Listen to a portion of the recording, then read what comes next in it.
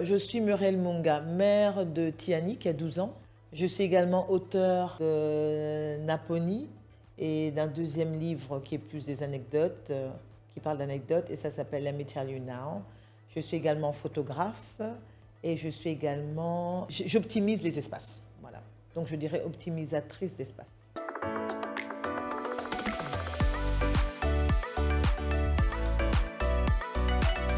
La plume. La plume parce que je suis dans les détails. Ce qui fait la différence, ce sont les détails. Donc la plume est la meilleure chose que je puisse utiliser comme moyen pour communiquer voilà, les détails. Les détails, moi je dirais la plume.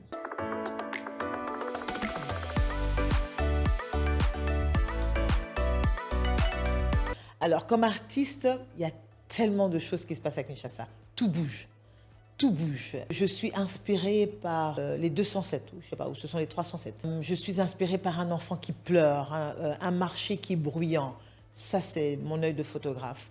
En fait, venir à Kinshasa, d'abord m'a ouvert le côté spirituel. Je suis plus en communication avec le Seigneur, mais également apprendre à aimer mon pays, ce que je pense que je ne savais pas faire. Kinshasa m'a apprise à être femme.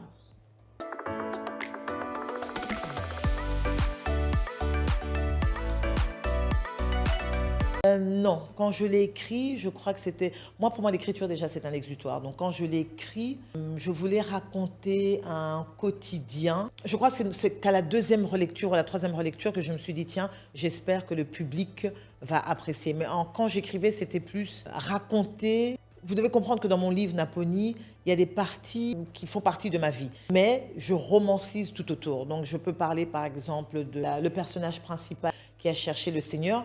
J'ai recherché le Seigneur. Donc ça, c'était le sujet. Après, tout ce qui s'est passé autour, c'est mon imagination débordante.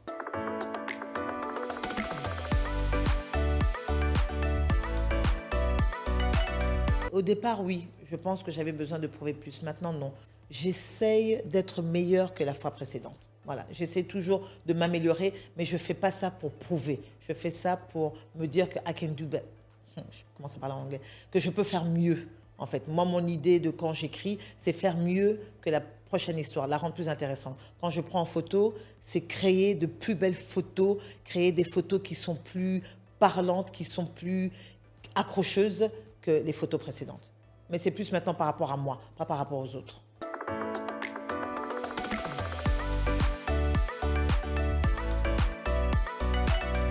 On a toujours quelque chose à dire.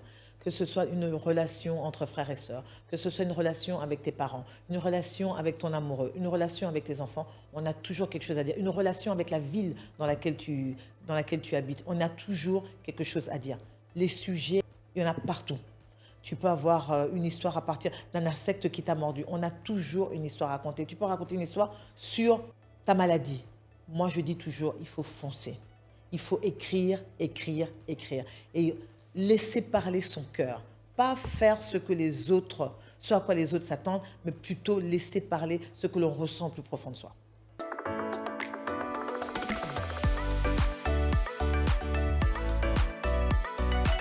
Ah oui, je pense qu'ici déjà, on ne pense pas que la photographie est un art. Et donc mon rôle était de montrer que la photographie, c'est pas juste les mariages, les baptêmes, les communions, mais c'est plus que ça. C'est vraiment le regard, la position qui ne se répétera plus jamais. Un moment clé, un moment bien spécifique qui ne se répétera plus jamais. J'ai dû me battre dans le sens où d'abord il fallait qu'on prenne au sérieux. Quand j'ai commencé la photographie, c'était plus mais tout le monde est photographe, tout le monde a un appareil, tout le monde a un téléphone, on peut faire des photos avec le téléphone. Non. Capturer avec un appareil photo, pour moi, c'est ce qui a fait en sorte que je devienne une photographe. C'est pas mon téléphone qui m'a permis de devenir photographe. J'ai commencé par la chambre noire et c'est là réellement que j'ai appris la photographie, comment manipuler les négatifs et ainsi de suite. Aujourd'hui, on n'a plus tout ça parce que tout est digital. Oui, j'ai dû vraiment montrer que... Bon, les membres de ma famille, ceux qui me connaissaient, savaient que je faisais de la photographie, mais arriver de la photographie de tous les jours à une photographie artistique et une photographie dont on fait une exposition, oui, dans le sens, il a fallu que les gens puissent me croire en ce que je faisais. En fait, quand les photos sont sorties la première fois, j'ai eu beaucoup de bons retours. Donc, non, je me suis dit, je suis dans le bon.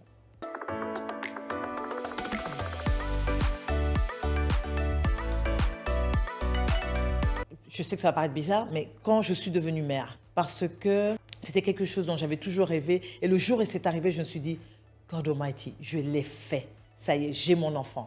Alors, question professionnelle, je me suis sentie puissante, pas à la première expo, j'étais hyper coincée à la première expo, hyper intimidée. C'est un ami qui a dit, les gens viennent te voir, tu dois être là, parler des photos. Ça m'a pris une demi-heure avant de sortir de ma cachette, parce que je me suis cachée carrément. J'ai été derrière, mon ami était un peu plus grand que moi, donc je me suis mise derrière lui, et j'ai dit non, je ne bougerai pas, j'arriverai pas, je ne pourrai pas, trop de monde, j'arriverai pas.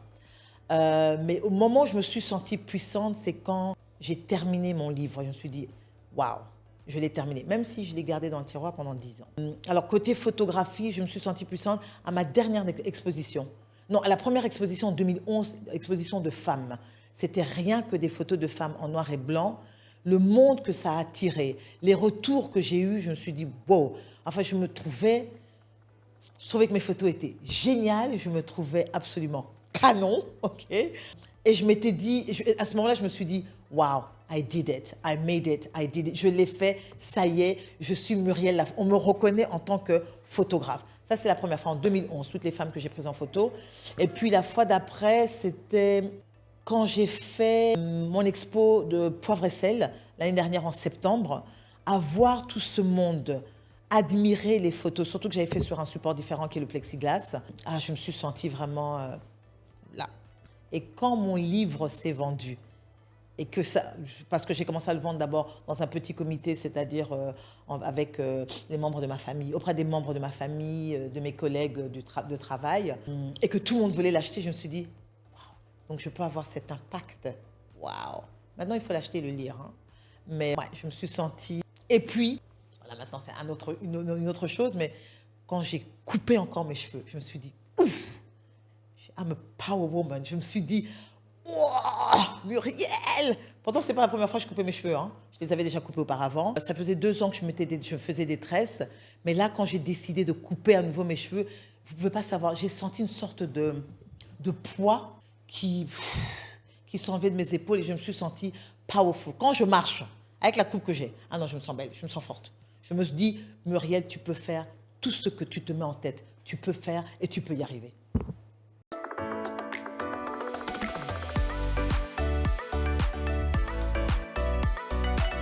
Un peu de tout, une combinaison des trois. Il transforme parce que une photo, moi je parle de photo parce que je suis photographe, une photo peut transformer la vie de quelqu'un. Vous pouvez prendre une photo spontanée, la personne ne sait pas que vous l'avez prise en photo, vous lui donnez et vous voyez ce visage qui change, qui se transforme. L'art peut réparer, d'abord il n'y a pas que la photographie, mais l'art peut réparer les âmes, je pense. Il m'est arrivé de me balader dans des galeries, je faisais plus les galeries d'art, où on parlait évidemment de photographie, en général les photographies en noir et blanc, et ça réparait mon cœur meurtri. Donc voir quelque chose de beau, ça me calmait. Moi, en fait, en ce qui me concerne en tant que photographe, tout ce qui est autour de moi est artistique, c'est-à-dire je vois l'art partout. Je vois l'art partout autour de moi. Comme j'ai dit auparavant, une bouteille qui s'écrase, ah tiens, ça peut être une chouette photo. Le fait que ce soit écrasé dans le sable, ça peut être une super photo. Un enfant qui se gratte les oreilles ou qui se gratte la tête, waouh, ça peut être... C'est ces moments instantanés. Je pense que l'art, pour moi, l'art peut changer le monde.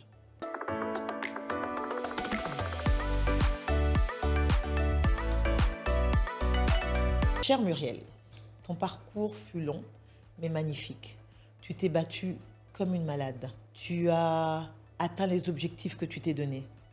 Tu as été une mère qui a soutenu ton fils, qui a toujours été là pour lui et qui l'a toujours entouré de tant d'amour. Muriel, je suis fière de toi. Tu as vu tout ce que tu as parcouru. Tu es devenue la photographe que tu voulais devenir. Tu es devenue l'amie de tes amis. Tu as donné le temps que tu voulais à tes amis. Tu as fait les expositions que tu voulais faire. Tes livres sont tous des best-sellers. Tout ce que tu as dit que tu allais faire, tu l'as accompli. Félicitations.